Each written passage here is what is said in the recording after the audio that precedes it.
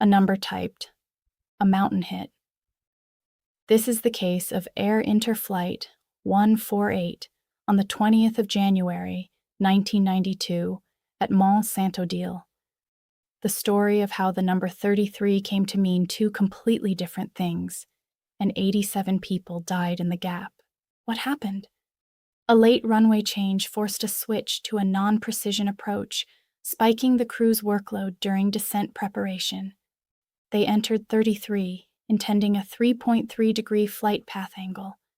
But the unit was in vertical speed mode, so 33 meant 3,300 feet per minute, 10 times too steep. And with no ground proximity warning fitted, nothing caught the descent before terrain. Here is the puzzle. Why did one keystroke become a crash? The crew did exactly what they intended. The aircraft did exactly what it was told.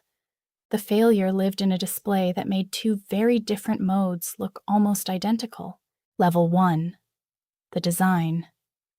Flight path angle and vertical speed shared one numeric window, told apart only by a tiny enunciation and a decimal point. -3.3 and -33 looked alike. Under night approach time pressure, the difference was almost invisible. Level 2. The airline. Nothing in the descent procedure forced the crew to confirm which vertical mode was live. A barrier that should have existed simply didn't. Procedure design, not crew error, left the gap open. Level 3. The regulator. Certification did not flag mode confusion. There was no requirement that vertical guidance modes be clearly distinguishable, and no ground proximity warning system was mandated. That missing independent barrier was a regulatory choice, later reversed. The deeper mechanism, the error was designed in at 3 levels at once. A single window showed two modes that behaved 10 times differently, separated only by a mark the eye could miss. And with no SOP cross-check and no ground proximity warning behind it, one ambiguity ran all the way to the ground. 3 lessons outlive this case. First, make modes impossible to confuse. The display must make the active mode unmissable. Second, never rely on a single barrier. An independent warning turns a slip into a recoverable event. And third, accidents write the standards.